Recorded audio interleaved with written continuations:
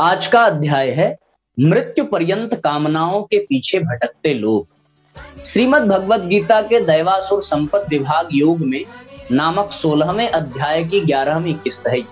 श्रीमद् भगवद गीता के 16वें अध्याय के 10वें श्लोक की व्याख्या इससे पूर्व की किस्त में प्रस्तुत की गई थी। इस श्लोक में श्री भगवान कहते हैं कि आसुरी वृत्ति वाले मनुष्य दंभ, मान और मद से युक्त होकर कभी न पूर्ण हो सकने वाली कामनाओं का आश्रय लेकर अपवित्र व्रतों को धारण करके मोहवश दुराग्रहों को धारण करते हुए संसार में विचरण करते हैं। इस श्लोक के माध्यम से श्री भगवान अर्जुन को आसुरी प्रवृत्ति वाले व्यक्तियों के लक्षणों और भी विस्तार से समझाते हैं। वे कहते हैं कि आसुरी वृत्ति वाले मनुष्य दंभ, मान एवं मद से युक्त होते हैं। जो हमारे पास न हो परंतु उसके होने का अभिमान हो तो ये भाव दंभ कहलाता है। अपने आप को श्रेष्ठ विशिष्ट मानने का भाव अभिमान कहलाता है। स्वयं के सौंदर्य, धन, पद, प्रतिष्ठा, ऐश्वर्य इत्यादि के ऊपर निरंतर गर्व और अहंकार करने का भाव मद कहलाता है। इन तीनों में से यदि एक ही अवगुण मनुष्य के व्यक्तित्व में हो तो उसका पतन सुनिश्चित हो जाता है। एवं यदि तीनों ही अवगुण एक साथ मनुष्य के भीतर आ जाएं तो उसका व्यक्तित्व कितना रुग्ण और विकृत हो जाएगा, इसकी कल्पना सहज ही संभव है।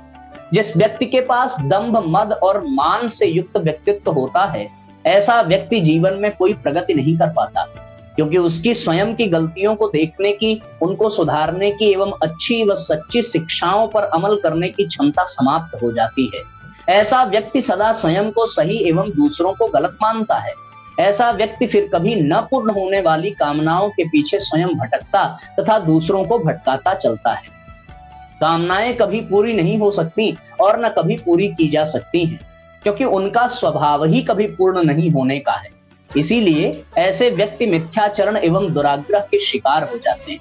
ऐसे आसुरी वृत्ति वाले मनुष्य जिनके व्यक्तित्व के केंद्र में अहंकार है, परिधि में कभी पूरी न हो सकने वाली कामनाएं हैं, ये इसी दुराग्रह में पड़े रहते हैं कि यही जीवन है। इसीलिए वे सदा असंतुष्ट, दुखी एवं त्रस्त बने रहते हैं। इसके बाद भगवान श्री कृष्ण अपना अगला सूत्र कहते हैं, चिंता मपरिमेयां च प्रलयांता मुपाश्रिता कामोपभोग परमान एता वदति निश्चिता। चिंताम अपरिमेयां च प्रलयंताम उपाश्रिता कामोपभोग परमाः एतावत इति निश्चिता।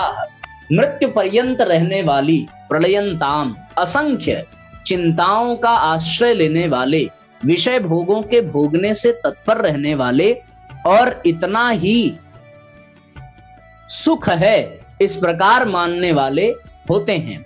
अर्थात वे मृत्यु पर्यंत रहने वाली अपार चिंताओं का आश्रय लेने वाले, पदार्थों का संग्रह एवं विषय भोगों को भोगने में तत्पर रहने वाले और यही सुख है ऐसा मानने वाले होते हैं, जिन्होंने अपने जीवन का मूल ध्येय भोगों को भोगना ही बना लिया हो।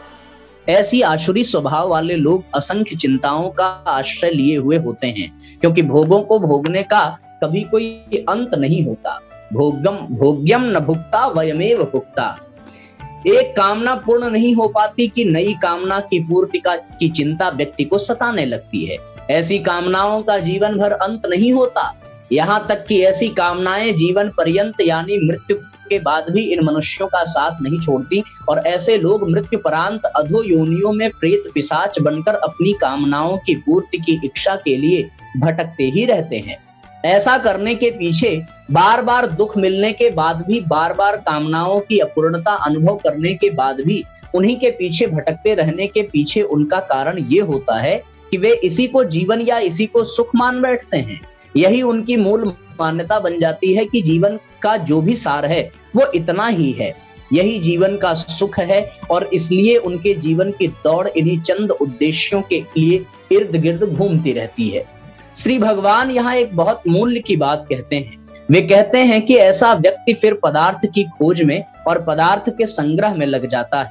दैवी संपदा से युक्त व्यक्ति इनकी निस्सारता से परिचित होता है। वह जानता है कि ये सब व्यर्थ है, इसीलिए फिर उसके जीवन की गति पदार्थ पदार्थ संग्रह की ओर न लगकर चेतना के परिमार्जन में लग जाती है।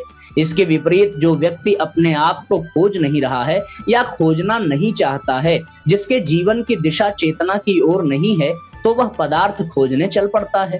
इस जगत में अस्तित्व दो ही तत्वों में विभाजित होता है, चेतना या पदार्थ। चेतना की ओर चलने वाले आत्मानुसंधान आत्म साक्षात्कार के पथ पर चल निकलते हैं और पदार्थ की ओर चलने वाले कभी न पूर्ण होने वाली कामनाओं की तुष्टि के लिए बढ़ चलते हैं। इसीलिए चेतना के ईश्वर के अस्तित्व को नकारने वाले आसुरी प्रवृत्ति के मनुष्य फिर पदार्थ का संग्रह करने निकल पड़ते हैं। जो व्यक्ति पदार्थ के संग्रह को सत्य मानता हो, उसके चिंतन से धर्म, न्याय, नीति जैसी सोच विदा हो जाती है। फिर उसको यही लगता है कि येन केन प्रकारेण ज्यादा से ज्यादा पदार्थ इकट्ठा कर लूं।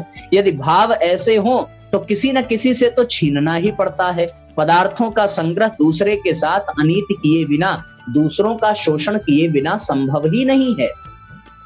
ऐसा व्यक्ति जाने अनजाने हिंसा के पथ पर बढ़ चलता है। उसके हृदय में के दया, करुणा, मानवता के भाव धीरे धीरे शुष्क एवं मंद पड़ने लगते हैं।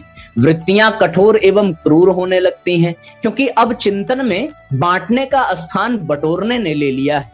कितनी सुंदर बात है। सिकंदर के जीवन की कथा आती है कि जब वो पुरु के साथ हुए युद्ध में नैतिक दृष्टि से एक तरह से परास्त होकर वापस यूनान को लौट रहा था, तब उसकी सेना की स्थिति बहुत विषम हो चली थी। सारे सैनिक थक चुके थे, मानसिक रूप से क्लांत एवं परेशान थे, कई घायल थे, अनेकों मारे जा चुके थे। जो शेष थे वे भी जैसे तैसे ही लौटने का प्रयत्न कर रहे थे।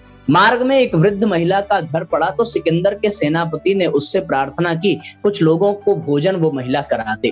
उस वृद्ध महिला को यह पता न था कि ये सिकंदर की सेना के लोग हैं। उसने तो दयावश भोजन तैयार करना शुरू कर दिया। भोजन तैयार होने पर वो इनको परोसने लगी। सिकंदर के सेनापति को लगा कि यदि वो इस वृद्ध महिला को ऐसा परिचय दें कि ये विश्व विजेता सिकंदर हैं, तो संभव है कि महिला और भी ज्यादा ध्यान के साथ उनको भोजन कराए। इस सोच के साथ उसने सिकंदर का परिचय उससे कराया।